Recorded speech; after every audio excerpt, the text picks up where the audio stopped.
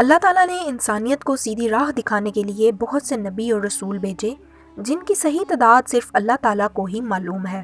البتہ چند انبیاء علیہم السلام کا ذکر اللہ تعالیٰ نے قرآن مجید اور رسول اکرم صلی اللہ علیہ وآلہ وسلم نے حدیث مبارکہ میں کیا ہے۔ ان میں سے سب سے پہلے نبی حضرت آدم علیہ السلام ہیں۔ مفسر قرآن حضرت عبداللہ بن عباس رضی اللہ تعالیٰ عنہ نے فرمایا، حضرت آدم علیہ السلام کی تخلیق سے تقریباً 2000 سال پہلے اللہ تعالیٰ نے زمین پر جنوں کو آباد کیا۔ جب جنات زمین میں فساد پھیلانے لگے اور آپس میں قتل و غارت کرنے لگے تو اللہ تعالیٰ نے ابلیس کو فرشتوں کی معیت میں بھیجا کہ جنات کو سمندروں اور جزیروں کی طرف بھگا دو۔ ابلیس نے فرشتوں کو ساتھ لے جا کر جنات کو سمندروں اور جزیروں کی طرف بھگا دیا۔ ابلیس جو شیاطین کا باپ تھا خود بھی جنات کی نسل میں سے تھا، لیکن کثرت عبادت کی وجہ سے اللہ تعالیٰ نے اسے فرشتوں کا سردار بنایا ہوا تھا۔ فرشتوں کا سردار بننے کی وجہ سے ابلیس میں غرور اور تکبر پیدا ہو گیا۔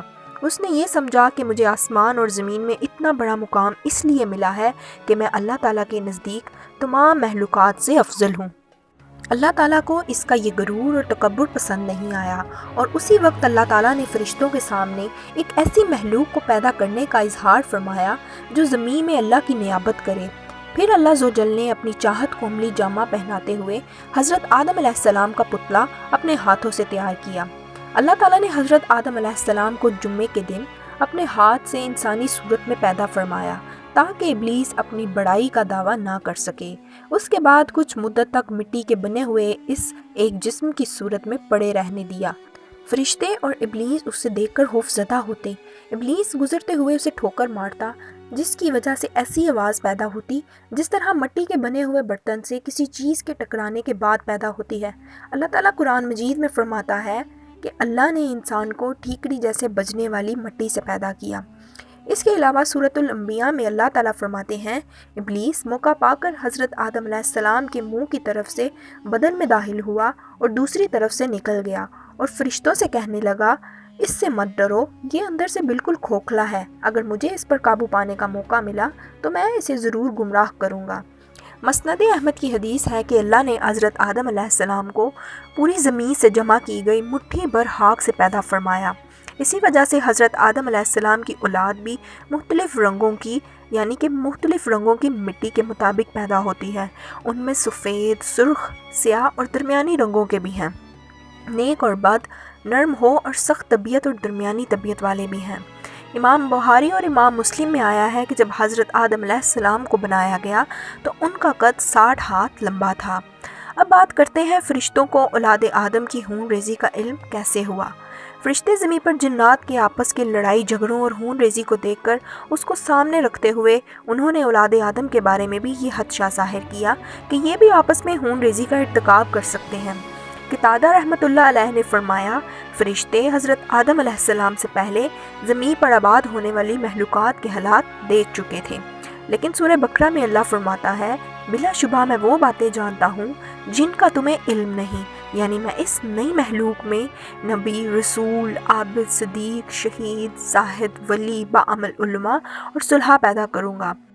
اللہ تعالیٰ نے حضرت آدم علیہ السلام کے جسم میں روح پھونکنے سے پہلے ہی فرشتوں کو اس بات کا پابند کر دیا تھا کہ جیسے ہی میں حضرت آدم علیہ السلام کی تخلیق مکمل کر کے اس میں روح ڈال دوں تو تم ان کے سامنے سجدے میں گر جانا۔ جب اللہ تعالیٰ نے حضرت آدم علیہ السلام کی مکمل شکل و صورت بنانے کے بعد اس میں روح ڈال دی تو فرشتے اللہ کے حکم کی تعمیل کرتے ہوئے فوراً حضرت آدم علیہ السلام کے سامنے سجدہ میں گر گئے، لیکن ابلیس چونکہ کثرت عبادت کی وجہ سے فرشتوں کے ساتھ رہتا تھا، لہٰذا اسے بھی فرشتوں کے ساتھ حضرت آدم علیہ السلام کو سجدہ کرنے کا حکم دیا گیا تھا، مگر ابلیس حضرت آدم علیہ السلام کی عزت و فضیلت کو دیکھ کر حسد کرنے لگا اور تکبر کرتے ہوئے انہیں سجدہ کرنے سے انکار کر دیا۔ اللہ نے اس سے سجدہ نہ کرنے کی وجہ پوچھی تو اس نے جواب دیا، میں آدم سے بہتر ہوں، آپ نے مجھے آگ سے پیدا کیا ہے اور اس کو مٹی سے پیدا کیا ہے۔ ابلیس نے اللہ کا حکم نہ مان کر نافرمانی کی تو اللہ نے اس سے اس کا وہ مقام و مرتبہ چھین کر قیامت تک کے لیے اسے ملعون و مردود قرار دے کر جنت سے نکل جانے کا حکم دیا۔ سورۃ الحجر میں اللہ فرماتا ہے، ابلیس تو یہاں سے نکل جا، بے شک تو مردود ہے، بے شک قیامت تک تجھ پر میری لعنت برستی رہے گی۔ حضرت آدم علیہ السلام کی تخلیق کے بعد اللہ تعالیٰ نے ان کو مختلف چیزوں کے نام سکھائے۔ ان چیزوں کے نام فرشتے بھی نہیں جانتے تھے۔ پھر اللہ تعالیٰ نے حضرت آدم علیہ السلام کی دل جوئی اور تسکین کے لیے انہی کے جسم سے بائیں طرف کی چھوٹی پسلی سے حضرت حوا علیہ السلام کو پیدا فرمایا اور ان کی بیوی بنا کر انہیں جنت میں رہنے کا حکم دیا۔ جب اللہ نے حضرت آدم و حوا علیہم السلام کو عزت و کرام سے نوازتے ہوئے جنت میں رہنے کا حکم دیا تو شیطان کو انسان کی یہ عزت و تکریم برداشت نہ ہوئی۔ اس نے اسی وقت سے ہی انسانوں کو گمراہ کرنے کا منصوبہ بنا لیا اور انسان سے دشمنی کے لیے اس نے اللہ تعالیٰ سے مہلت طلب کی اور اللہ تعالیٰ نے اس کو قیامت تک کے لیے مہلت دے دی۔ پیارے دوستو، اللہ تعالیٰ نے ابلیس کو قیامت تک کے لیے مہلت دینے کے بعد بنی نوع انسان کو ابلیس کی دشمنی سے آگاہ فرمایا اور یہ وضاحت کر دی کہ یہ تمہارا سب سے بڑا دشمن اور شیطان ہے۔ اس سے بچنے کی ہر ممکن کوشش کرو، یہ بڑا چلاک اور چھپ کر وار کرنے والا ہے۔ تم اسے اور اس کے چیلوں کو نہیں دیکھ سکتی، لیکن وہ تمہیں دیکھ رہا ہے۔ پیارے دوستو، ابلیس چونکہ حسد کے مارے مرا جا رہا تھا تو اس نے حضرت آدم علیہ السلام اور حضرت حوا علیہ السلام کو جنت سے نکلوانے کے لیے چال چلنے لگا۔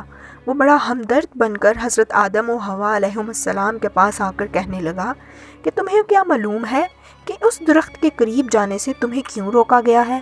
میں تمہیں ایک راز کی بات بتاتا ہوں۔ اللہ تعالیٰ نے تمہیں اس درخت کے پاس جانے سے اس لیے روکا ہے تاکہ تم اس درخت کا پھل کھا کر فرشتے نہ بن جاؤ یا پھر ہمیشہ کے لیے جنت کی زندگی نہ پالو۔ ابلیس کی یہ تمام باتیں سن کر حضرت آدم علیہ السلام اور حضرت حوا علیہ السلام ابلیس کو اپنا ہمدرد اور خیر خواہ سمجھ بیٹھے اور اس کے بہکاوے میں آ گئے اور جس درخت کے پاس جانے سے اللہ رب العزت نے انہیں منع فرمایا تھا اس کے پاس چلے گئے، اور جیسے ہی انہوں نے درخت کا پھل کھایا تو ان کے جسم پر سے جنتی لباس فوراً اتر گیا۔ سورۃ طٰہٰ میں اللہ تعالیٰ فرماتا ہے، ہم نے کہا اے آدم، یہ تمہاری اور تمہاری بیوی کا کھلا دشمن ہے، ایسا نہ ہو کہ تم دونوں کو جنت سے نکلوا دے، پھر تم مصیبت میں پڑ جاؤ۔ یہاں تک تو تمہیں آرام ہے، نہ تمہیں بھوک ستاتی ہے، نہ تم برہنہ رہتے ہو، نہ تمہیں پیاس لگتی ہے اور نہ ہی دھوپ ستاتی ہے۔ پیارے دوستو، اب جب شیطان کے بہکاوے میں آ کر حضرت آدم و حوا علیہم السلام نے ممنوعہ پھل کھا لیا اور وہ بے لباس ہو گئے تو پھر شرم کے مارے اپنے ستر کو چھپانے کے لیے، یعنی اپنی شرم گاہوں کو چھپانے کے لیے جنت کے درختوں کے پتے اپنے اوپر چپکانے لگے۔ اللہ تعالیٰ نے حضرت آدم اور حضرت حوا کو ان کی نافرمانی کی سزا دی اور ان کو جنت سے نکال دیا اور زمین پر اترنے کا حکم دے دیا، اور ساتھ ہی ابلیس کو بھی زمین پر اتار دیا۔ پیارے دوستو، اب جب حضرت آدم علیہ السلام اور حضرت حوا علیہ السلام کو اللہ تعالیٰ نے زمین پر اتارا تو انہیں اپنی جنت کی آرام و سکون والی زندگی یاد آئی اور انہیں اپنی غلطی کا احساس ہوا، تو وہ فوراً اللہ کے حضور توبہ کرنے لگے، اور توبہ کے کلمات بھی اللہ تعالیٰ نے ہی ان کو سکھائے۔ حضرت آدم علیہ السلام نے دعا کی، اے ہمارے رب، ہم اپنے آپ پر ظلم کر بیٹھے ہیں، اگر آپ نے ہمیں معاف نہ کیا اور ہم پر رحم نہ فرمایا تو یقیناً ہم نقصان پانے والوں میں سے ہو جائیں گے۔ اس دعا کے بعد اللہ تعالیٰ نے ان کی توبہ قبول کر لی اور ان کو معاف فرما دیا، بے شک وہی توبہ قبول کرنے والا ہے۔ پیارے دوستو، اب بات کرتے ہیں حضرت آدم علیہ السلام کی اولاد کی۔ اللہ تعالیٰ نے جب حضرت آدم علیہ السلام کی تخلیق مکمل کرنے کے بعد ان کی پشت پر ہاتھ پھیرا تو ان کی تمام اولاد ظاہر ہو گئی، تو ان میں قیامت تک مبعوث ہونے والے انبیاء بھی تھے۔ اللہ عز و جل نے انبیاء کرام سے بھی توحید، رسالت و نبوت سے متعلق خصوصی عہد لیا۔ حضرت عبداللہ بن عباس اور دیگر صحابہ رضی اللہ تعالیٰ عنہم بیان کرتے ہیں کہ جب آدم و حوا علیہم السلام کے ہاں ولادت کا سلسلہ شروع ہوا تو ان کے ہاں ہر بار ایک لڑکا اور ایک لڑکی پیدا ہوتے۔ حضرت آدم علیہ السلام کو یہ حکم تھا کہ ہر لڑکے کی شادی دوسرے لڑکے کے ساتھ پیدا ہونے والی لڑکی سے کرے، اور دوسرے پیدا ہونے والے لڑکے کی شادی پہلے لڑکے کے ساتھ پیدا ہونے والی لڑکی سے کریں۔ پیارے دوستو، حضرت ابی بن کعب رضی اللہ تعالیٰ عنہ فرماتے ہیں، جب حضرت آدم علیہ السلام کی وفات کا وقت قریب آیا تو انہوں نے اپنے بیٹے سے فرمایا، اے میرے بیٹو، میرا جنت کے پھل کھانے کو جی چاہ رہا ہے۔ بیٹے پھل کی تلاش میں نکل پڑے۔ سامنے سے فرشتے نظر آئے جن کے پاس حضرت آدم علیہ السلام کا کفن اور خوشبو تھی۔ فرشتوں نے پوچھا، اے آدم علیہ السلام کے بیٹو، تمہیں کس چیز کی تلاش ہے؟ بیٹوں نے جواب دیا، ہمارے والد کی طبیعت ناساز ہے اور جنت کا پھل کھانے کی خواہش رکھتے ہیں۔ فرشتوں نے کہا، تم واپس چلے جاؤ کیونکہ تمہارے والد فوت ہونے والے ہیں۔ فرشتوں نے آ کر ان کی روح قبض کی ان کو غسل دیا، کفن پہنایا، خوشبو لگائی اور آپ علیہ السلام کے لیے لحد یعنی کہ بگلی قبر تیار کی۔ پھر نماز جنازہ ادا کی اور قبر میں رکھ کر اوپر سے مٹی ڈال دی۔ پھر مخاطب ہو کر کہا، اے آدم کے بیٹو، تمہارے لیے مردوں کو دفن کرنے کا یہی طریقہ ہے۔ حضرت آدم علیہ السلام کو مکہ مکرمہ میں جبل ابی قبس پر دفن کیا گیا، اور حضرت ابو ہریرہ رضی اللہ تعالیٰ عنہ سے روایت ہے کہ جب حضرت آدم علیہ السلام کی وفات ہوئی تو ان کی کل عمر 1000 سال تھی۔